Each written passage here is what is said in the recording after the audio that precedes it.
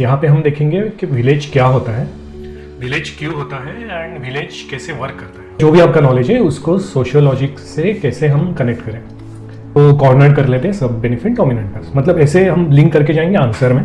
बस MNS dominant caste village कभी भी दिमाग में आया तो ये होना चाहिए। कॉन्ट्रैक्ट फार्मिंग में अगर क्वेश्चन आया कुछ तो हम ये पॉइंट आराम से यूज कर सकते हैं। फिर 3 थिंकर बहुत जरूरी है, एमएनएस, दुबे एंड आंध्रे बेटे।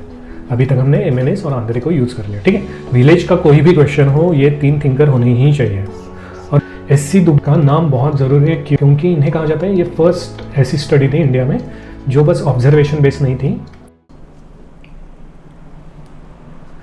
Good morning and welcome back to skill for UPSC. 3rd chapter शुरू है हमारा। आज फर्स्ट लेक्चर होगा इसका, rural and agrarian social structure, ये टॉपिक है। ओके, सो आज हम फ्रेमवर्क सीखेंगे जो बेसिकली हम हर एक थ्योरी लेक्चर में कर रहे हैं। पहले तो हमने जो कहा था रूरल एरिया का जो हमारा फ्रेमवर्क होगा वो होगा एट्रीब्यूशनल या इंस्टीट्यूशनल बेस। यहाँ पे हम देखेंगे कि विलेज क्या होता है, विलेज क्यों होता है एंड विलेज कैसे वर्क करता है। ओके, ज़्यादा दिमाग लगाना नहीं है बिल्कुल। मैं मान के चल रहा हूँ कि थोड़ा तो नॉलेज है आपको रूरल एरिया के बारे में, या इवन आपने मेंस लिखा है तो अच्छा खासा आपने कंटेंट कलेक्ट कर लिया है। तो आज हम बेसिकली देखने वाले हैं कि जो आपका कंटेंट है या जो भी आपका नॉलेज है उसको सोशियोलॉजिक से कैसे हम कनेक्ट करें। ओके, जिससे आपका आंसर हो जाए सोशियोलॉजिकली साउंड। ठीक, तो आज हम हर एक एट्रीब्यूट्स को देखेंगे, जैसे विलेज में सोशल स्ट्रक्चर एंड हायरार्की कैसे होती है, किनशिप कैसे होती है। ओके, एग्री और इकोनॉमी का क्या रिलेशन होता है, पॉलिटिकल डायनामिक्स कैसे होते हैं। ये टोटल 11 पॉइंट्स हैं। 11 पॉइंट्स हम देखेंगे और उसके साथ हर एक की थिंकर को ऐड करेंगे। एक न्यू स्लाइड में ही बताता हूँ।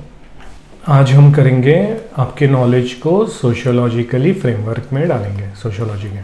ठीक है, इसके लिए हम क्या करेंगे, 11 जो हमारे एट्रीब्यूट्स हैं विलेज के, एट्रीब्यूट्स मतलब विलेज क्या है, क्यों है, कैसे काम करता है, इन सब पे 11 होलिस्टिक पॉइंट है जो इवन पॉलिटी से लेके इकोलॉजी तक है, जिससे एक होलिस्टिक आंसर आपको मिल जाए। ठीक है, और इसे करते हुए हम की थिंकर्स को ऐड किया है फ्रेमवर्क में। ओके, अब आप बेसिकली पहले अराउंड 17 to 18 थिंकर पढ़ चुके हो 2 चैप्टर्स में।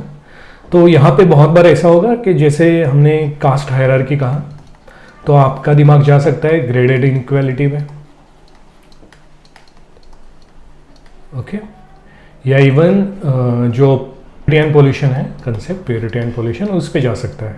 ठीक है, क्योंकि यहाँ पे जो एट्रीब्यूट्स है वो एक थिंकर ने नहीं बहुत थिंकर ने पढ़े होंगे, तो आपके दिमाग में कोई और थिंकर आ सकता है, बट ऐसा हम कंफ्यूज नहीं हो जाएंगे यहाँ पे अलग अलग थिंकर से। इसलिए क्या करेंगे, हर एक कंसेप्ट के लिए एक की थिंकर होगा हमारा, उसी को लेके चलेंगे। जब हम स्टेज आंसर राइटिंग करेंगे तब माइनर जो एडजस्टमेंट करेंगे माइक्रो, तब देख लेंगे कि कैसे क्या होता है।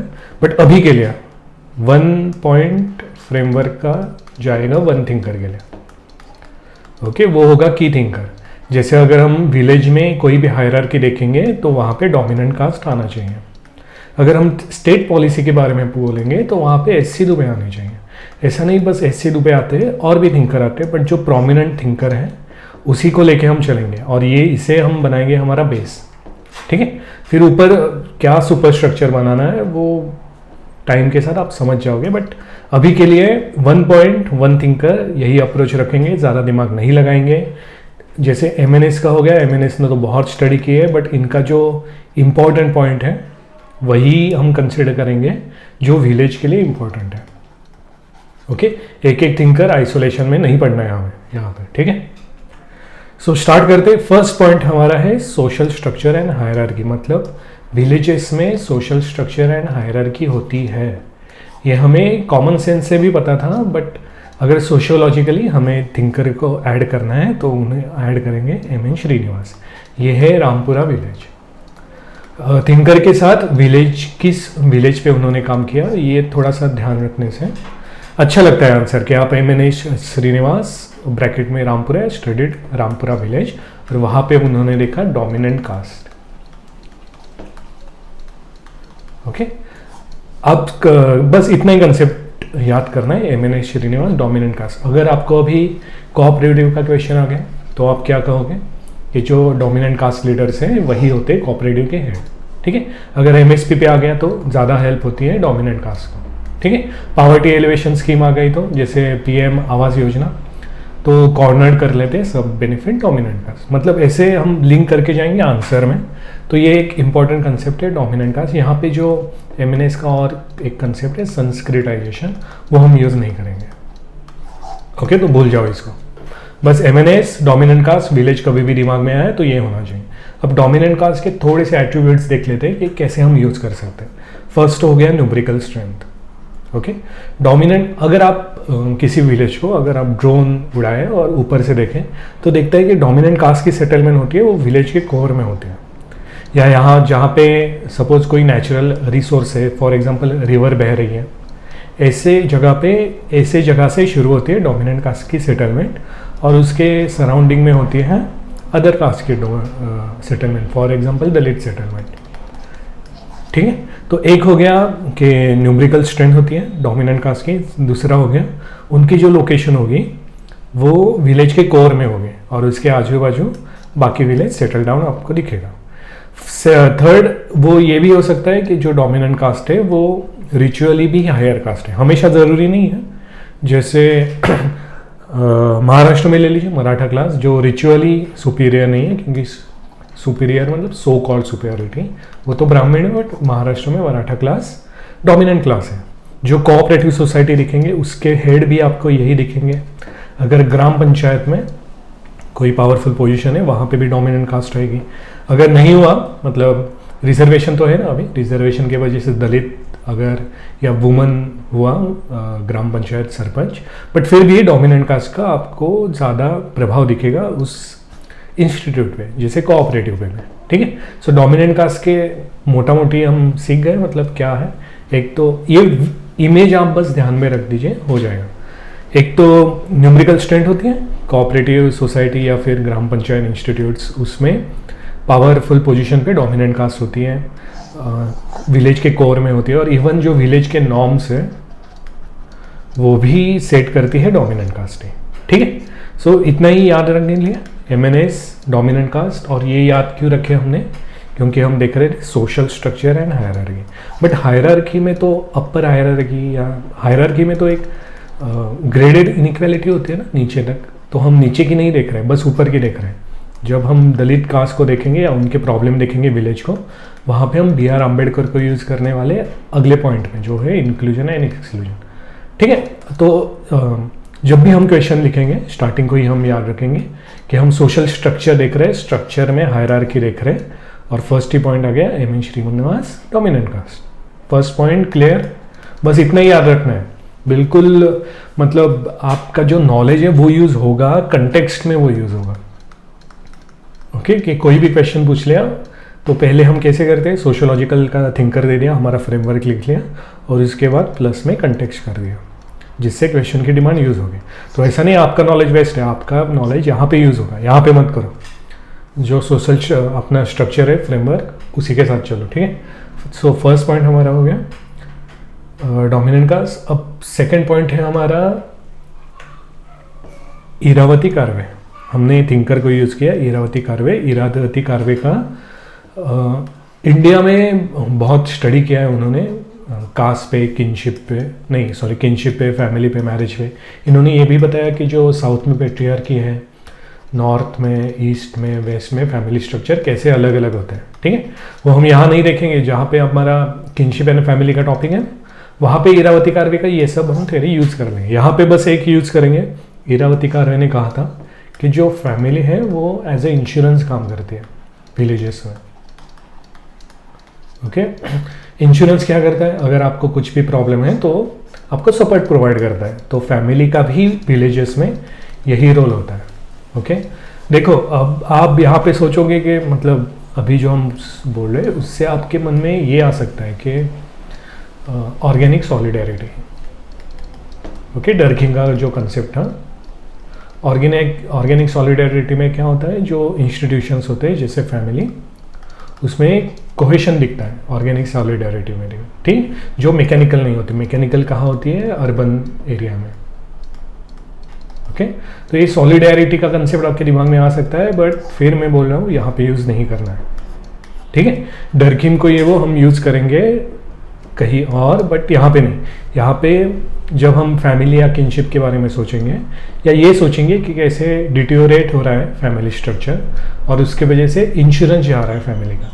जैसे हम जब रिवर्स माइग्रेशन देखेंगे, क्वेश्चन करेंगे, तब देखेंगे कि लोग गांव में तो आ गए, पर गांव में फैमिली का अब इरोजन हो चुका है। यहाँ पे अब ऑर्गेनिक सॉलिडेरिटी नहीं बची, ये भी अब मैकेनिकल में कन्वर्ट हो रही है। ओके, उसके वजह से फैमिली इंश्योरेंस नहीं रहा, ये हमें बताया था इरावती कर्वे ने, ठीक है। तो बस डरकिम ये वो कुछ नहीं, इरावती कर्वे। सेकंड पॉइंट देखो, एक विलेज है, विलेज में हम ऑब्जर्व करें, एट्रीब्यूट्स देख रहे हैं। तो फर्स्ट देखे हायरार्की में हमने देखा कि कैसे डोमिनेंट कास्ट जो होती है एम श्रीनिवास की, वो काम करती है। सेकंड हमने देखा फैमिली या किनशिप या इवन मैरिज, जो इरावती कर्वे का था, फैमिली होता है इंश्योरेंस। वो अब इंश्योरेंस है नहीं है, वो क्वेश्चन के डिमांड के हिसाब से हम चूज करेंगे, ठीक है। फैमिली इंश्योरेंस मतलब क्या, इसके लिए ये एक विजुअलाइजेशन याद रख लो। फैमिली अगर कोई फेस्टिवल है या इवन मैरिज सेरेमनी है, तो क्या होता है, आपके जो एक्सटेंडेड रिलेटिव्स है, गांव में ये ज़्यादा देखने को मिलता है, वो सब आते हैं हेल्प करने के लिए, ठीक है। इसलिए आप देखते हो कि नॉर्थ में जो जॉइंट फैमिली स्ट्रक्चर है वो ज़्यादा स्ट्रॉन्ग है। ओके, पेट्रियार्की भी स्ट्रॉन्ग है, जॉइंट फैमिली भी स्ट्रक्चर स्ट्रॉन्ग है, इसलिए जो मैरिजेस होते हैं वहाँ पे अराउंड 1000 लोग आ जाते हैं। और जो साउथ वालों को ये तो थोड़ा अजीब लग जाता है कि 1000 लोग कैसे एक मैरिज में आते हैं, ठीक है, क्योंकि एक्सटेंडेड फैमिली पूरी आती है काम करने। तो एक्सटेंडेड फैमिली के भी जो रिलेटिव्स है या पहचान वाले हैं उनको शादी में बुला लेते हैं, ठीक है। बट फिर इसके लिए रिसोर्सेज भी ज़्यादा चाहिए। अगर 1000 लोगों का खाना देखना है, उनको रहने के लिए ये वो, तो इसके लिए पहले तो ऑर्गेनिक सॉलिडेरिटी थी, तो उसके वजह से क्या होता था, सब अपनी तरफ से थोड़े थोड़े रिसोर्सेज डाल लेते थे। बट आजकल वैसा नहीं हो गया है, इसलिए एक ही फैमिली को पूरा बर्डन उठाना पड़ता है 1000 लोगों का। उसके वजह से क्या हो जाता है कि शादी में खर्चा बहुत हो जाता है, 40-50 लाख्स, और उसके वजह से लोन बढ़ जाता है या डेप्थ बढ़ जाती है फैमिली की, ठीक है। अब जो महाराष्ट्र में हो रहा है वो वही हो रहा है ना, मराठा जो वेडिंग्स हैं, एक तो डोमिनेंट कास्ट हो गई, एंड सेकेंड मराठा वेडिंग्स में बहुत लोगों को बुलाते हैं, क्योंकि पहले एक किनशिप स्ट्रक्चर था या जॉइंट फैमिली स्ट्रक्चर था, स्ट्रॉन्ग कम्युनिटी थी, तो उसके वजह से लोग भी बहुत आते थे और खर्चा भी बहुत होता। बट आजकल मैकेनिकल सॉलिडेरिटी हो गई है, इसलिए अभी जो रिसोर्सेज है वो तो कम नहीं हुए, अभी भी 30-50 लाख जाते ही है शादी में, बट एक ही फैमिली पे ये सब बर्डन आ जाता है। उसके वजह से इकोनॉमिक डिटेरियोरेशन हो रहा है, उसके वजह से रिजर्वेशन की बात आ रही है, ठीक है। क्यों ये सब हो रहा है? क्योंकि फैमिली इंश्योरेंस कम हो रहा है। देखो, हम ये नॉलेज लॉजिक से तो समझ गए सब, बट एक थिंकर को भी तो ऐड करना है हमें, तो इसलिए हमने ये वर्ड यूज़ करे, इन फैमिली इंश्योरेंस, जो हमें बताया था इरावती कर्वे ने, ठीक है। और वैसे ही ये तो हो गया एक साथ आते, इवन जब हार्वेस्टिंग होता है उनका या एग्रीकल्चर में उनको लेबर चाहिए होता है, तब पहले क्या होता था, सब एक्सटेंडेड फैमिली आती थी और एक एक का जो फार्म था वहाँ पे काम करते थे, ठीक है, सब मिलके काम करते थे। और इसके वजह से जब रिवर्स माइग्रेशन भी होता था तब एक फैमिली इंश्योरेंस था। क्यों? क्योंकि एक दूसरे मिलके मतलब काम कर लेते थे। इसके वजह से मे बी डिस्गाइज एम्प्लॉयमेंट तो बढ़ गई होगी। ओके, देखो ये जो मैं बोल रहा हूँ ना बीच बीच में, जैसे यहाँ पे बोल दिया डिस्गाइज एम्प्लॉयमेंट, यहाँ पे बोल दिया मराठा या रिजर्वेशन, ये होता है हमारा कंटेक्स्ट, ठीक है।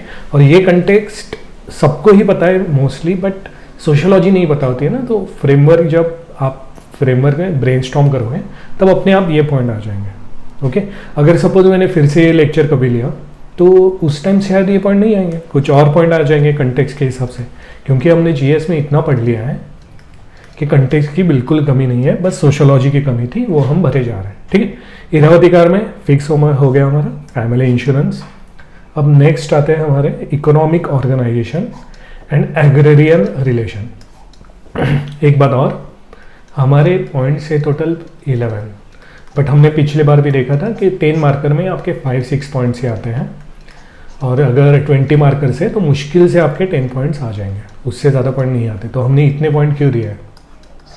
इतने पॉइंट दिए हैं क्योंकि क्वेश्चन की डिमांड होगी, उसके हिसाब से आप कम ज़्यादा पॉइंट करते जाओगे, जो हम स्टेज 3 में करते हैं कि कौन से पॉइंट को रखे कौन से को ना रखे, ठीक है। सो थर्ड पॉइंट हमारा था economic organisation and agrarian relation. Economic आ गया तो इंडिया में हम डालेंगे AR देसाई को। क्यों? AR देसाई ने बोला था कि कैपिटल इन्फ्यूजन हो रहा है एग्रीकल्चर में, ओके। और इसके वजह से कॉन्ट्रैक्ट फार्मिंग में अगर क्वेश्चन आया कुछ तो हम ये पॉइंट आराम से यूज़ कर सकते हैं।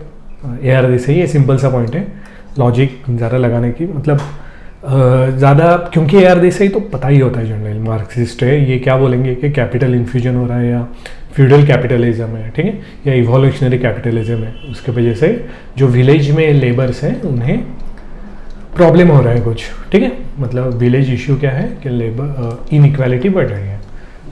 क्यों? अगर पहले जो 2 पॉइंट थे वो उनको कनेक्ट कर सकते हैं कि जो डोमिनेंट कास्ट है वो एक्सप्लॉइट कर रहे हैं टेनेंट को या पीजेंट्स को, उसके वजह से ये हो रहा है, ठीक है। कंटेक्स्ट, बस ये कंटेक्स्ट बता रहा हूँ, कैपिटल इन्फ्यूजन है वो।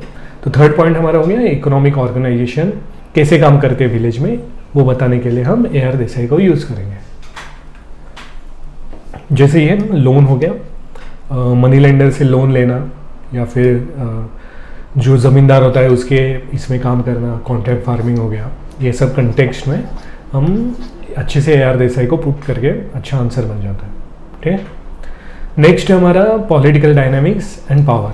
हम देखे थे 3 थिंकर बहुत ज़रूरी हैं, MNS, दुबे एंड आंद्रे बेते। अभी तक हमने MNS और आंद्रे को यूज़ कर लिया, ठीक है। विलेज का कोई भी क्वेश्चन हो ये 3 थिंकर होनी ही चाहिए। और मुझे कैसे पता ये 3 थिंकर होनी चाहिए? क्योंकि मैंने PYQ को अच्छे से एनालाइज किया है।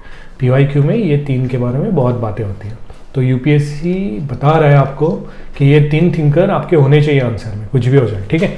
मे बी आप जो अगर मॉडल आंसर भी होगा UPSC का, वहाँ पे ये 3 थिंकर मेंशन होंगे विलेज के आंसर में, ठीक। तो हम 4th पॉइंट अभी देख रहे हैं पॉलिटिकल डायनामिक्स एंड पावर। इसमें हमने आंद्रे बेते को यूज़ क्यों किया? क्योंकि यहाँ पे आंद्रे बेते का मॉडल है कास्ट, क्लास एंड पावर। इन तीनों का होता है अमलगमेशन, जो डिसाइड करता है कि कौन विलेज में ज़्यादा डोमिनेट करेगा, ओके। तो अगर कोई भी स्कीम ले लो, जैसे स्टैंड अप इंडिया ले लो, जो स्कीम है SC के लिए, ठीक है, SC एंड वुमेन के लिए। अगर स्टैंड अप इंडिया गवर्नमेंट ने स्कीम लाई, अगर विलेजेस में भी जो माइक्रो बिजनेस है उनका ग्रो हो उस वजह से, तो क्या होगा, SC कम्युनिटी ऊपर चली जाएंगे। तो अगर आंद्रे बेते की माने तो ऐसा नहीं होगा। क्यों? क्योंकि यहाँ से तो हमने बस क्लास बढ़ाया, इकोनॉमिक स्टेटस बढ़ाया, बट कास्ट नहीं बढ़ाए, या इवन जो पावर, पॉलिटिकल पावर थी वो नहीं बढ़ाए। इसलिए कहते हैं हम गवर्नेंस के कंक्लूजन में बहुत बार देखते हैं ना कि अप्रोच इंटीग्रेटेड होना चाहिए स्कीम्स का। क्यों? वो हमें यहाँ से पता चलता है। देखो फिर ये कंटेक्स्ट आ गया ना हमारा, मतलब जब आप बार बार फ्रेमवर्क करते हो, या हम जब क्वेश्चन कर लेंगे, तब आपका जो नॉलेज है एग्जिस्टिंग वो आराम से कनेक्ट होना शुरू हो जाएगा, ठीक है, जैसे अभी हमने किया। So Andre Beteille done. Andre Beteille जब भी दिमाग में आए, 4th पॉइंट है आना चाहिए पॉलिटिकल डायनेमिक्स। क्यों? Political dynamics and power. क्यों? क्योंकि इनका मॉडल ही है, कास्ट, क्लास, पावर पे इन्होंने किया था, ठीक है। इनका book caste, class, power, Andre Beteille. Visuals में बस डाला हो कि ये आपके दिमाग में रहे, विजुअल्स थोड़े ज़्यादा दिन तक रहते हैं। और अगर आपके ये विजुअल्स 2-3 दिन भी रहे ना आंसर राइटिंग करने तक, फिर काम हो जाएगा, फिर भूल जाओ, क्योंकि फिर आंसर राइटिंग से स्किल डेवलप हो जाएगा, ओके। ये एक बात, ग्राम पंचायत, एक न्यूज़ आई थी ग्राम पंचायत में, जो दलित सरपंच था उन्हें फ्लोर पे बैठना पड़ रहा था, चेयर में बैठने की ये नहीं थी। तो यही caste, class and power model में देख लो कि ठीक है, सरपंच है तो मे भी पॉलिटिकल पावर है तो मिल गई, या पॉलिटिकल पावर में थोड़ी हायरार्की ऊपर हो गई, बट कास्ट में नहीं हुई, क्लास में भी नहीं हुई, ओके। इसलिए जो डोमिनेशन था वो अभी भी नहीं आया, ये हमें आंध्र वेते से पता चलता है। Due to caste woman panchayat leader made to sit on floor. ठीक, तो समझे कास्ट क्लास पावर एक बस ऊपर गया या इवन 2 ऊपर गए तो ऐसा नहीं डोमिनेशन बढ़ जाएगा, तीनों का ऊपर जाना ज़रूरी है एक साथ, तभी डोमिनेशन बढ़ता है। ये हमें बताया ना आंध्र वेते ने, जो हमारा था 4 पॉइंट। नेक्स्ट पॉइंट है हमारा लुई डेमो का। हमने फर्स्ट पॉइंट में ये तो देख लिया था कि डोमिनेंट कास्ट कैसे काम करता है। ओके, अब यहाँ पे हम देख रहे हैं कि रिलीजियस एंड रिचुअल लाइफ कैसी होती है विलेजेस में। ठीक है, इसके लिए लुई डेमो का जो पोल्यूशन एंड प्योरिटी कंसेप्ट है वो यूज करेंगे। लुई डेमो ने कहा था कि अगर कहीं पे मतलब कास्ट सिस्टम को जानने के लिए, या कास्ट सिस्टम क्यों काम करती है, कैसे काम करती है, इवन संस्कृताइजेशन जो एमएनएस की कंसेप्ट थी वो कैसे काम करती है, क्यों लोग संस्कृताइजेशन की तरफ जाते हैं, संस्कृताइजेशन प्रोसेस को अपना लेते हैं, वो लुई डेमो ने कहा था पोल्यूशन एंड प्योरिटी की वजह से। ओके, जो कास्ट हायरार्की है, जो ऊपर की कास्ट है उसे प्योर कहा गया है, और जो नीचे की कास्ट है उसे इम्प्योर कहा जाता है, पोल्यूटेड। इसलिए ही एंडोगामी कास्ट में ज़्यादा दिखती है। जहाँ पे कास्टिज्म ज़्यादा है वहाँ पे एंडोगामी ज़्यादा होगी, क्योंकि कास्टिज्म में ये कंसेप्ट आ जाती है प्योरिटी एंड पोल्यूशन। इसलिए अगर हायर कास्ट है वो लोअर कास्ट में शादी नहीं करना चाहते या नहीं करने देते हैं, क्योंकि उन्हें लगता है इम्प्योर हो जाएंगे उनका जो फैमिली है वो। ठीक है, तो लुई डेमो की पोल्यूशन एंड प्योरिटी कंसेप्ट बहुत अच्छे से यूज़ होती है जब भी हम पढ़ते हैं विलेज के एट्रीब्यूट्स को, या इवन स्कीम्स काम क्यों नहीं कर रही, या जो विलेज की आइडिया होती है ओके वो कैसे रन करती है, इसके लिए इसे हम यूज़ करेंगे। और इसको हमने एक्चुअली रिलीजियस में क्यों रखा है, क्योंकि जो ये कंसेप्ट है, कोई बोल दिया कि पोल्यूशन एंड प्योरिटी है तो मान लिया, ऐसा नहीं होता। उसके लिए रिलीजियस सैंक्शन चाहिए होता है या रिचुअल सैंक्शन चाहिए होता है। ठीक है, इसलिए लुई डेमो को यहाँ पे रखा हुआ है। उनकी बुक अगर नाम याद रहने चाहिए बुक के और विलेजेस के, हम आंसर राइटिंग में याद करवा देंगे। ठीक है, होमो हायरार्किकस इनका बुक था, उन्होंने यहाँ पे ये कंसेप्ट दी थी पोल्यूशन। इवन आप देखो ना कि जो वाटर सोर्सेज थे, पब्लिक वाटर सोर्सेज, वहाँ पे दलित को एंट्री नहीं थी। क्यों एंट्री नहीं थी? Same pollution and purity concept. ठीक है, क्योंकि दलित अगर वो वाटर इसमें मतलब वाटर बॉडी में आएंगे तो वो पोल्यूट हो जाएगी बॉडी, और इसको था रिलीजियस सैंक्शन। ये हमें बताया था लुई डेमो। हम यहाँ पे बिल्कुल नहीं देख रहे हैं कि क्या सही है क्या गलत, हमारा काम है सोशियोलॉजिकली ऑब्जर्वेशन करना ही। तो हम बस ऑब्जर्वेशन जो बताए हैं हमें थिंकर्स ने वो बस कर रहे हैं। नेक्स्ट हमारे है FG बेले, स्टडी ऑफ बिसिपारा। बिसिपारा पारा से ही समझ गए होंगे, ये जो विलेज है वो उड़ीसा में। और इन्होंने हमें कहा था social mobility and change. Actually 1950 के बाद एक क्वेश्चन भी आया था ना, 1950 के बाद गोल्डन पीरियड क्यों आना चाहता है।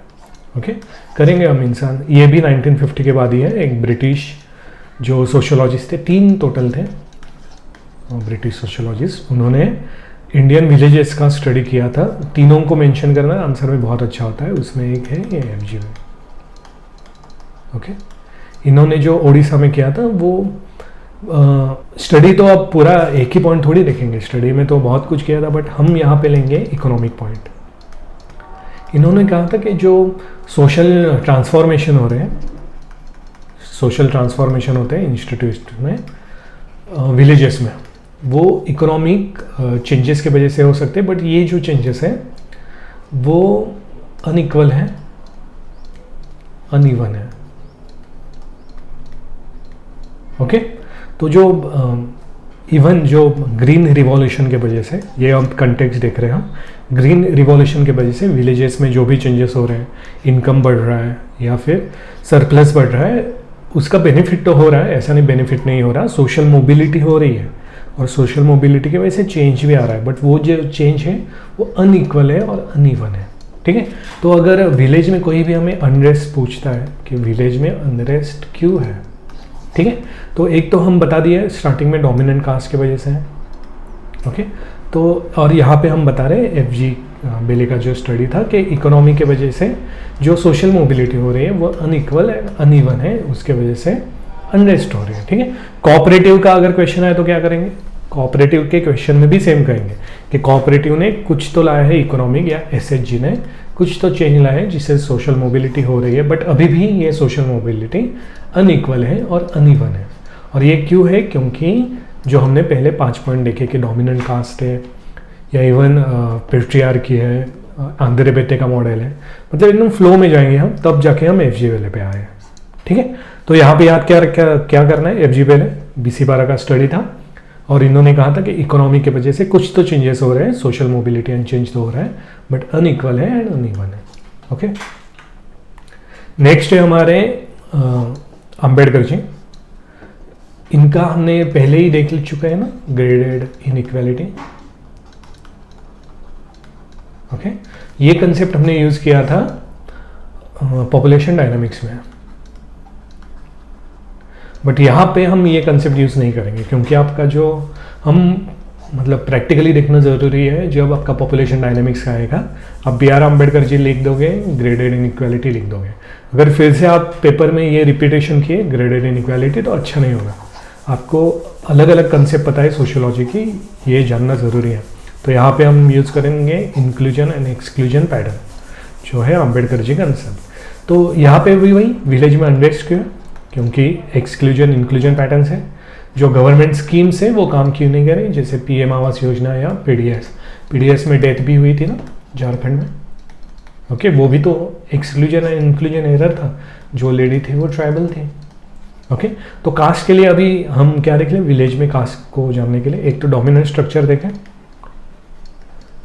उसके बाद हमने प्यूरिटी एंड पॉल्यूशन का एक ओवरऑल कंसेप्ट देखा रिलीजियस लुई डोमो का, और यहाँ पे हम देखें ऊपर की देख लिया, अब नीचे की देखें कास्ट के कैसे एक्सक्लूजन होता है विलेजेस में, ठीक है। अगर हमें कोई पॉजिटिव नोट पे क्वेश्चन पूछा तब क्या करेंगे कि हमें पॉजिटिव लिखना है, तो हम बोलेंगे कि ये जो एक्सक्लूजन है BR अम्बेडकर जी ने बोला था वो अब कम होते जा रहा है, ओके। फिक्स हो रहा है, मतलब समझ में आ रहा है कैसे कैसे। तो BR अम्बेडकर एकदम सिंपल पॉइंट है, ज़्यादा हैवी बिल्कुल नहीं। एक थिंकर, एक कीवर्ड, या इसको बोल सकते हैं हम प्राइमरी कीवर्ड, बस उतना करते जा रहे हैं, इतना ही याद रखना है, ओके। और ज़्यादा नहीं लेना है टेंशन। सो अम्बेडकर जी के लिए ये जो इंक्लूजन एंड एक्सक्लूजन एरर, एक बार रिसोर्सेस पे क्वेश्चन आया था कि जो विलेजेस में उसमें रिसोर्स अलोकेशन में एक्सक्लूजन होता है, तो रिसोर्सेज क्या आ गया, इवन वाटर या इवन क्रिमेशन साइट। यहाँ पे जो दलित वुमन डिनाइड ब्यूरियल इन तमिलनाडु, ये क्या है, एक्सक्लूजन ही तो है, ठीक है। जैसे हम न्यूज़ कर रहे हैं, जैसे न्यूज़ आपको दे रहे हैं, यहाँ पे भी वैसे ही होगा। जब आपका फ्रेमवर्क फिक्स हो जाएगा ना, कोई भी न्यूज़ पढ़ते हुए, मैं एक करके दिखाता हूँ न्यूज़, स्पेशल वीडियो बना लूँगा, वहाँ पे दिखाता हूँ अब इस फ्रेमवर्क को न्यूज़ में कैसे लगाएं। तो जब भी आप ऐसी कोई न्यूज़ पढ़ते थे पहले, तो क्या, ठीक है, दलित वुमन को ये कर दिया, बट अब इसको आप कनेक्ट कर दो BR अम्बेडकर जी के BR अम्बेडकर जी के इंक्लूजन और एक्सक्लूजन की कंसेप्ट है, ठीक है। तो हो गया, दिमाग में एकदम बैठ गया। नेक्स्ट हमारे आ गए इससे दो, फाइनली आ गए। देखो अभी क्या किया है हमने जानबूझ के, पेपर में क्या होता है, क्योंकि जब आपके पास फ्रेमवर्क भी है, आप लिखने शुरू करते हो, तो मे भी ऐसा हो सकता है बीच के 1-2 पॉइंट भूल गए, बट जो स्टार्टिंग के पॉइंट्स हैं और एंड के पॉइंट है वो ये हमेशा याद रहते हैं। मतलब ये कभी भूलने को नहीं होता। बीच के अगर आप कहीं भूल गए फिर भी नहीं, इसलिए जानबूझ के ऐसा किया है कि जो स्टार्टिंग के पॉइंट्स हैं और जो एंड के पॉइंट्स हैं, उन्हें हमने जो मोस्ट इंपॉर्टेंट पॉइंट है, जैसे वंदना शिवा हो गया SC2 में, उन्हें हमने लास्ट में रखा है, और जो फर्स्ट में जैसे MNS आंध्र बेटे हैं उनको फर्स्ट में रखा है, ठीक है। और बीच में 1-2 पॉइंट्स थे, जैसे इकोनॉमिक में 2 पॉइंट हमने भी देखे, या अम्बेडकर जी याद ही रहता है इसलिए उनको बीच में रख दिया, ठीक है। ऐसे फ्रेमवर्क को हमने किया है कि एग्ज़ाम में भूलने को नहीं होगा। तो एक पॉइंट हमारा है SC दुबे। SC दुबे का नाम बहुत ज़रूरी है, क्यों? क्योंकि इन्हें कहा जाता है ये फर्स्ट ऐसी स्टडी थी इंडिया में जो बस ऑब्जर्वेशन बेस्ड नहीं थी, इंटेंट बेस्ड भी थी, और इंटेंट था डेवलपमेंट। ओके, हम पेपर 1 में पढ़ते हैं कि सोशियोलॉजी का काम होता है ऑब्जर्वेशन, बस ऑब्जर्वेशन। बट इंडिया में हमने देखा इंडिपेंडेंस टाइम में सोशियोलॉजी का इंटेंट भी था कि इंडिया का डेवलपमेंट होना। तो विलेज के लिए ऐसी स्टडी पहली बार किए थे एस सी दुबे ने। एस सी दुबे के साथ और भी मतलब पूरी टीम थी और उन्होंने हेड कर रहे थे एस सी दुबे। टीम में कौन कौन था? गवर्नमेंट डिपार्टमेंट्स थे। गवर्नमेंट डिपार्टमेंट में मेडिसिन का डिपार्टमेंट था, एग्री था, ओके, एनवायरनमेंट था, बहुत सारे डिपार्टमेंट थे और उन्हें एस सी दुबे लीड कर रहे थे। और उनका बस ऑब्जर्वेशन एम नहीं था, इंटेंट भी था। इसलिए इनको हमने रखा है role of state and development. Okay, villages में स्टेट अच्छा कर रहा है, बुरा कर रहा है, कुछ भी हो रहा है, वहाँ पे हम एस सी दुबे को ऐड कर देंगे क्योंकि एस सी दुबे इंटेंट देख रहे हैं। ठीक है, अगर कोऑपरेटिव पे कुछ अच्छा लिखना है तो हम लिखेंगे कि एस सी दुबे की स्टडी ने वे दिखाया कि कैसे सोशियोलॉजी को डेवलपमेंट में यूज करें। फिर हम कंटेक्स्ट लिख देंगे कोऑपरेटिव का। और सेम अगर निगेटिव पूछ लिया तो वही लिखेंगे कि एस सी दुबे ने जो वे बताया डेवलपमेंट का वो इफिशिएंट नहीं था, मतलब उसे इंटेंट में वो कन्वर्ट नहीं हो पाया, मतलब इंटेंट है वो डेवलपमेंट में कन्वर्ट नहीं हो पाई, इसलिए कोऑपरेटिव नहीं सक्सेसफुल, इतना मतलब जितना होना चाहिए उतना नहीं हो पाया विलेज में। ठीक है, तो सेम पॉइंट पॉजिटिव में वही, नेगेटिव में वही। क्यों? क्योंकि पहले सोशियोलॉजी लिख रहे हैं और फिर कंटेक्स्ट लिख रहे हैं ना। सोशियोलॉजी को तो पहले हमारी जो लाइन है को थोड़ा पॉजिटिव नेगेटिव मोड़ के फिर कंटेक्स्ट लिखना शुरू कर देंगे, तो डिमांड मैच होती जाएगा। ठीक है, तो एस सी दुबे का पॉइंट समझ गए। एस सी दुबे ने क्या किया? ऑब्जर्वेशन भी और इंटेंट दोनों के साथ स्टडी किया विलेजेस का, इसलिए हमने इनको रखा role of state and development. इन्होंने, अब आपने भी पढ़ा होगा या मैं यहाँ पे बता नहीं रहा, कि टोटल 6 एट्रीब्यूट्स दिए थे जो बताते हैं जैसे caste, class, power, patriarchy, family, जो डिफ्रेंशिएशन बताते हैं कि विलेजेस में डिफ्रेंशिएशन कैसे होता है। बट आप 10 मार्कर में ये 6 एट्रीब्यूट्स कहाँ लिखोगे? अगर सोल क्वेश्चन है तो ठीक है आप लिख लोगे, बट अगर आइडिया ऑफ इंडियन विलेज बताया, कोऑपरेटिव पे क्वेश्चन या ग्रीन इवोल्यूशन, अगर आप 6 यही लिखने लग जाओगे तो दिक्कत हो जाएगी ना। इसलिए हम ये सब एट्रीब्यूट्स की नहीं लिख पाते हम एग्जाम में, तो पढ़ेंगे भी नहीं। एक जो आपको नोट्स देंगे वहाँ पे दे देंगे, आपको एक आइडिया आ जाए कि क्या थे वो एट्रीब्यूट्स, बट याद करने की ज़रूरत नहीं है। यहाँ पे एस सी दुबे को इतना ही याद रखो, role of state and development के पॉइंट में एस सी दुबे को रखेंगे क्योंकि इन्होंने शुरुआत की थी इंटेंट के साथ स्टडी करना। ओके, फॉर एग्जांपल ये हो गया स्टेट पॉलिसी। अगर आपको यहाँ पे नहर बनानी है, एक काम कंप्लीट नहीं हो पाया, एक काम कंप्लीट हो पाया, क्यों? सक्सेसफुल डेवलपमेंट हुआ और यहाँ पे अनइवन हुआ। वो जानने के लिए जो पहले के 6-7 पॉइंट्स थे उनको हम वैसे डेवलप करते जाएंगे और फिर आए एस सी दुबे पे और बताया कि देखो पहले ये 6-7 पॉइंट है ना, इसलिए जो एस सी दुबे का इंटेंट था वो फुलफिल नहीं हो पाया।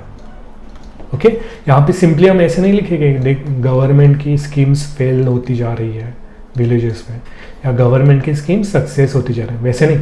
एस सी दुबे ने जो बताया है कि इंटेंट होना चाहिए या इंटेंट की स्टडी की, वो क्यों फेल या सक्सेसफुल हुई, ये 6-7 पॉइंट में जाके फिर एस सी दुबे पे आएंगे।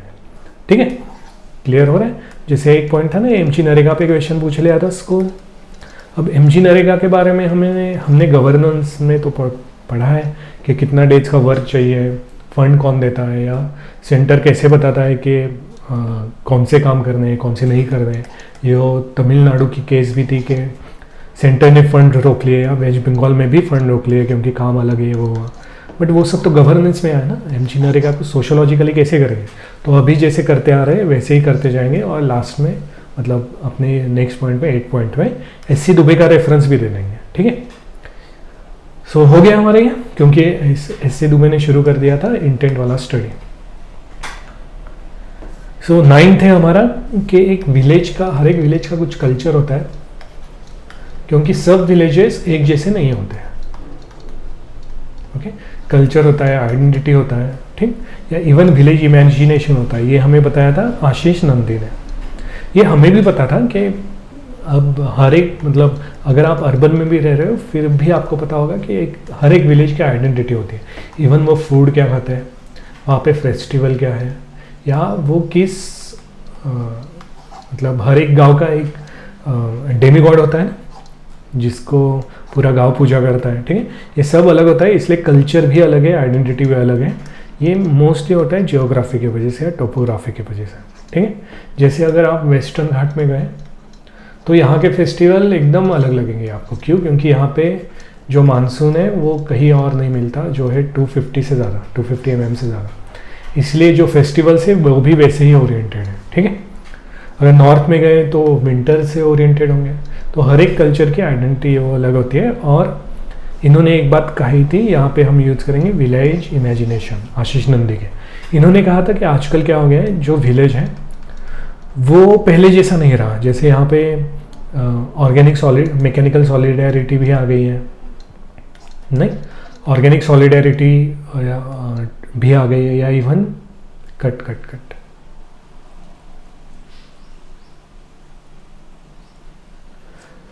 मैकेनिकल नहीं, मैकेनिकल से ऑर्गेनिक सॉलिडेरिटी आ गई है। या फिर ग्लोबलाइजेशन हो रहा है, मोबाइल्स आ रहे हैं, इसके वजह से जो आइडेंटिटी लॉस हो रहा है या आइडेंटिटी ट्रांसफॉर्मेशन हो रहा है विलेजेस में। बट जो अर्बन पॉपुलेशन है वो कुछ और ही इमेजिन कर बैठी है विलेजेस को। या जो फॉरेनर्स हैं जो विलेज स्टडी करते हैं वो इंडियन विलेजेस को एक आइसोलेटेड वे में देखते हैं या फिर एक ऑर्थोडॉक्स वे में देखते हैं। अब वैसा नहीं रहा, ये हमें बताया था आशीष नंदी ने। इस पॉइंट को हम एंड में लेके जा रहे हैं क्योंकि जो पहली स्टडीज थी ना वो अराउंड 1950 के अराउंड थी, ठीक है। तो अभी एंड में जाते जाते थोड़ा सा प्रेजेंट स्टडीज रखना ज़रूरी है, इसलिए हमने इनको एंड में रखा है, ठीक है। सो आशीष नंदी विलेज इमेजिनेशन कि विलेज को कैसे इमेजिन करते हैं कि कल्चर क्या होगा, आइडेंटिटी क्या होगा, ये एक आयरनी दिखाने के लिए हम आशीष नंदी को यूज़ करेंगे। ओके, ये जैसे बैठे बैठे इमेजिन शुरू है कि विलेज में ये होता है, विलेज में वो होता है। ओके, विलेज में आके देखो, विलेज में अब नहीं होता है वो सब, ठीक है। मतलब ऐसा नहीं कि हारमोनी है ये वो, या इवन ऐसा भी नहीं कि ऑर्थोडॉक्सी भी उतनी है, चेंज हो रहे हैं अभी विलेजेस। ये हमें बताया था आशीष नंदी ने। अभी 10 पॉइंट जो जानबूझ के हमने बोला था डाला है, इकोलॉजी एंड सस्टेनेबिलिटी, क्योंकि यूपीएससी चाह रहा है आप सोशियोलॉजिकली देखें, क्या देखें कि कैसे एनवायरनमेंट को देखें।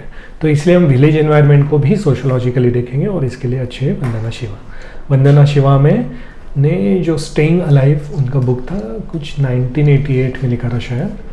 वहाँ पे बताया था कि ओवरऑल बताया था इकोलॉजी एंड सस्टेनेबिलिटी, इसमें विलेजेस की भी बात हो रही थी। तो अगर कुछ भी स्कीम्स आए, जैसे एमजी नरेगा कैसे विलेज सस्टेनेबिलिटी बढ़ा रही है या गिरा रही है वो बताएंगे। कोऑपरेटिव कैसी हेल्प करती है, जैसे आंध्र प्रदेश में वाटर कोऑपरेटिव है सस्टेनेबल यूज़ के लिए, वो विलेजेस में कैसे काम करते हैं, ठीक है, ये सब हम बताएंगे। या ग्रीन रिवॉल्यूशन हो गए, वो कैसे जो इकोलॉजिकल सस्टेनेबिलिटी वो डाउन कर दिए, ठीक है, ये सब हम बताएंगे वंदना शिवा के साथ। 10 पॉइंट बहुत इंपॉर्टेंट पॉइंट, इसलिए लास्ट में रखा है। ओके, जैसे ये दोनों है बंगाल के विलेजेस, ठीक है। फैक्ट्री के वजह से बंगाल के विलेजेस में बहुत पॉपुलेशन हो रहा है, पॉल्यूशन हो रहा है। वैसे ही ओडिशा का है, झारखंड का है, जहाँ पे भी माइनिंग ज़्यादा है, स्टील कंपनीज ज़्यादा है, वहाँ पे पॉल्यूशन का इशू बहुत ज़्यादा है, ठीक है। ऐसे नहीं बस बड़े फैक्ट्री में, बट जो इनफॉर्मल सेक्टर है, क्योंकि इनइक्वालिटी गाँव में बढ़ी है। क्यों बढ़ी है? क्योंकि जो डोमिनेंट कास्ट है वो ज़्यादा करके अब बिजनेसेस में जा रही है, उसके वजह से जो लोकल बिजनेसेस भी हैं इनफॉर्मल, वहाँ पे भी पोल्यूशन बहुत बढ़ रहा है। ये अब हमें सबने बताया था वंदना शिवा में।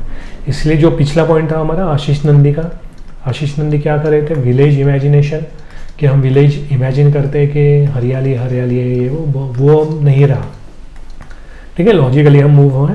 आशीष नंदी के बाद वंदना शिवा ने प्रूव कर दिया आशीष नंदी का पॉइंट कि वैसा कुछ नहीं है। ओके, 10 पॉइंट हमने डाला जैन ब्रेमैन को हमने क्यों डाला, क्योंकि ये रिवर्स माइग्रेशन में अच्छा काम करते हैं या टेक्नोलॉजी में अच्छा काम करते हैं, और ये सब कहा आएगा मोड्स ऑफ प्रोडक्शन में, पॉइंट है ना हमारे सिलेबस में। ओके, तो हम जाते जाते एक मैक्रो व्यू दे रहे हैं, इसलिए हमने ग्लोबलाइजेशन, रिवर्स माइग्रेशन या टेक्नोलॉजी में आपका जीआर भी आ जाएगा, ग्रीन रिवॉल्यूशन, इनको बताने के लिए हम जैन ब्रेमैन को यूज़ करेंगे। तो इनका जो बुक था जैन ब्रेमैन का, वो था फुटलूज लेबर मतलब, या फुटलूज प्रोलिटेरिएट ऐसे भी कहते हैं इसको। फुटलूज मतलब इकोनॉमिक सिक्योरिटी नहीं है अर्बन सेंटर में, इकोनॉमिक सिक्योरिटी नहीं होती अर्बन सेंटर में, इसलिए वो विलेजेस में आते हैं। और विलेजेस में भी देखते हैं कि इकोनॉमिक सिक्योरिटी अब नहीं रही। क्यों? क्योंकि टेक्नोलॉजी आ गई, मैकेनाइजेशन बढ़ गया, लेबर की ज़रूरत कम हो गई, ठीक है। या इवन ग्लोबलाइजेशन की वजह से जो एस्पिरेशन बढ़ रहे हैं लोगों के, इसकी वजह से उनको अब सिक्योर नहीं लग रहा इकोनॉमिकली, ठीक है। तो इसकी वजह से एक सर्कुलर माइग्रेशन शुरू हो जाता है कि अर्बन से आ जाओ गाँव, गाँव से फिर जाओ अर्बन। इसी को इन्हें कहा फुटलूज लेबर, फुट लूज ना, मतलब लेबर एक जगह फिक्स नहीं हो पा रहा है। ये हमें बताया था जॉन ब्रेमन ने। ओके, 11 पॉइंट्स तो हो गए हमारे, कवर हो गए 11 पॉइंट्स, ठीक। ये हमारा लेबर या व्यक्ति जो रूरल है, विलेज बैकग्राउंड से आता है, उसे पता नहीं चलता कहाँ जाए, विलेज जाए या गांव जाए, दोनों जगह पे भी दिक्कत है, ठीक। जब हम वो अर्बन वाला टॉपिक करें, अर्बन एंड स्लम वाला, वहाँ पे फिर से एक बार जॉन ब्रेमन को देखेंगे, बट अलग कंसेप्ट देखेंगे उनके। यहाँ पे ये सर्कुलर माइग्रेशन की सर्कुलर माइग्रेशन या फुटलूज की कंसेप्ट काफ़ी अच्छी काम करेगी PYQs में, ठीक है। तो इसलिए यही कंसेप्ट के साथ हम अभी के लिए रहते हैं। तो हमारे 10 पॉइंट्स कंप्लीट हो गए। हमने सोशल स्ट्रक्चर एंड हायरार्की में पहले MNS को किया। MNS का बस एक पॉइंट, डोमिनेंट कास्ट, अगर पॉसिबल है तो बना लो ये डायग्राम, ठीक है। 1 पेजर में आपका पूरा विलेज अच्छे से कवर हो जाएगा। और ये इसलिए हो रहा है क्योंकि आपने पहले कुछ टाइम UPSC में दिया है, 1 साल 2 साल 3 साल, ओके। तो आपको पता है कि UPSC क्या चाह रहा है, या UPSC में ज़्यादा नॉलेज ज़रूरी नहीं है, नॉलेज का यूज़ करना ज़रूरी है, इसलिए इसमें हो रहा है अपना। ऐसा नहीं कि आप एकदम से आ गए और एक पेज में ख़त्म करके चले गए, वैसा नहीं है, ठीक है। सो यहाँ पे सोशल स्ट्रक्चर में हमने देखा MNS का डोमिनेंट, किनशिप में हमने देखा इरावती कर्वे को, यहाँ पे हमने यूज़ किया फैमिली, इंश्योरेंस, ओके। फिर हम आए economic organisation and agrarian relation, यहाँ पे हमने AR देसाई को देखा कि कैसे कैपिटलिज्म इन्फ्यूज़ हो रहा है विलेजेस में भी, जिसकी वजह से प्रॉफिट ओरिएंटेड हो चुका है सब कुछ, ठीक है। अगर हमने पॉजिटिव में पूछा तो हम बोलेंगे कि कैसे इन्फ्यूज़ हो रहा है, बट फिर भी विलेज ने अपने टिका के रखा है, जो मैकेनिकल सॉलिडेरिटी है उसकी वजह से, ऐसे पॉजिटिव में आ जाएगा, ओके। पॉलिटिकल एंड डायनामिक्स में हमने आंध्र बेते का स्ट्रक्चर देखा, model, caste, class and power.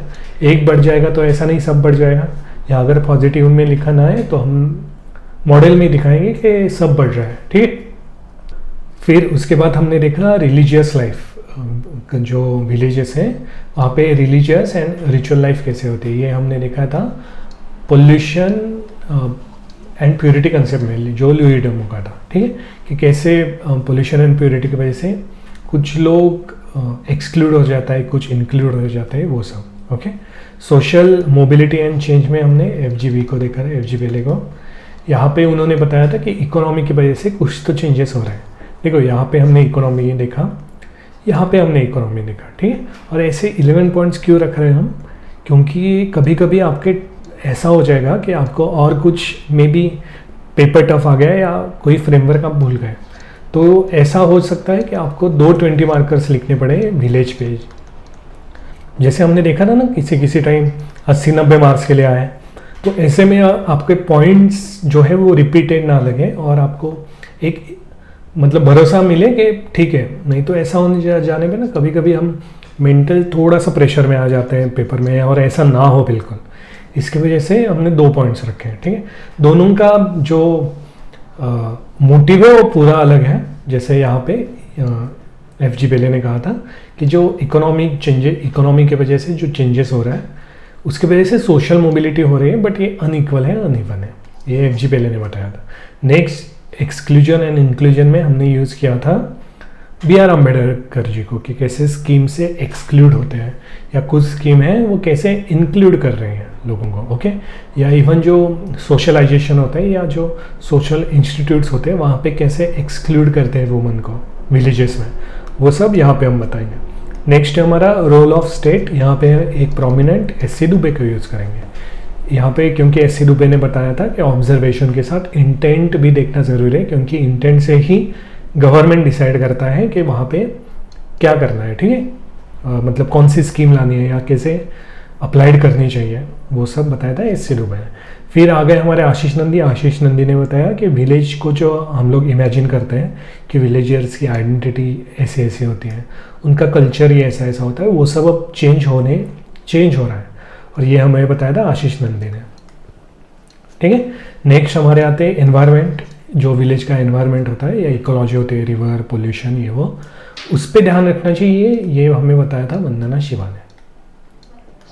ठीक है, वंदना शिवा के बाद आ गए ग्लोबलाइजेशन, माइग्रेशन एंड टेक्नोलॉजी, ये पॉइंट हमें बताया था जैन ब्रेमन ने। ओके, इन्होंने जो बताया था कि सर्कुलर माइग्रेशन देखे ना, कि जो रूरल लेबर है वो फिक्स नहीं हो पा रहा, फुटलूज है वो, अर्बन में रहूँ या गांव में रहूँ, अगर विलेजेस में रहना है तो टेक्नोलॉजी के वजह से जॉब कम हो गए, ग्लोबलाइजेशन के वजह से इंस्पिरेशन बढ़ गए उसके। ठीक है, उसके वजह से जो माइग्रेशन है वो बस रिवर्स नहीं, वो एक सर्कुलर टाइप का हो रहा है फुटलूज लेबर की वजह से। तो हमने सब पॉइंट्स कवर कर लिए। अब एक अच्छा पॉइंट जो हमने जानबूझ के डाला है इस फ्रेमवर्क में, जो आपको थोड़ा सा आगे ले जाएगा बाकियों से, 1.5 मार्क्स का तो बनेगा ही, प्लस इम्प्रेशन बनेगा।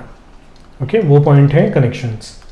कनेक्शन कैसे, जो हमारे 11 पॉइंट्स हैं उन्हें थोड़ा प्रैक्टिकली आप देखते हैं कि विलेजेस में एक 20 मार्कर्स आ सकता है आपका क्वेश्चन। ओके, और 20 मार्कर्स आप लिखना शुरू कर दिए फ्रेमवर्क से, 7-8 पॉइंट, 9-10 पॉइंट आपके हो गए। यहाँ के आप रुक जाओगे और फिर यहाँ पे एक कनेक्शन की डायग्राम बनेगी। ये कैसी होगी कनेक्शन की डायग्राम, कि जो कंटेक्स्ट हम डालते जा रहे हैं ना, सपोज किनशिप में कुछ कंटेक्स्ट डाला, सोशल हायरार्की में डाला, या इंक्लूजन एक्सक्लूजन में डाला, एनवायरनमेंट में डाला, माइग्रेशन में डाला, इसको हम अलग अलग तरीके से कनेक्ट करके दिखाएंगे। वो मैं सिखाऊंगा माइक्रो डायग्राम कैसे बनानी है, वो माइक्रो डायग्राम आपकी यहाँ पे आ जाएगी बॉक्स में। ओके, और उसके बाद आपका जो सिंथेसिस होगा और वे फॉरवर्ड आ जाएगा। इससे पता चलेगा कि आप जो एट्रीब्यूट्स है वो आइसोलेशन में नहीं पढ़ रहे हैं, उसको आप एक दूसरे से कनेक्ट करके भी समझ पा रहे हो कि कैसे पाइलअप या स्पिल ओवर हो रहा है, अच्छे इफेक्ट भी एंड बुरे इफेक्ट भी।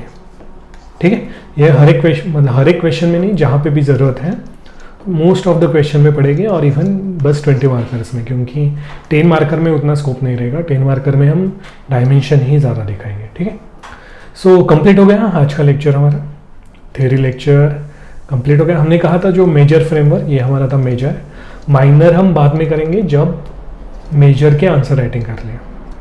अभी अगर दोनों कर लिए तो थोड़ा सा कन्फ्यूजन ना हो, इसलिए नेक्स्ट से अब डायरेक्ट आंसर राइटिंग शुरू करते हैं। ठीक, सो थैंक यू।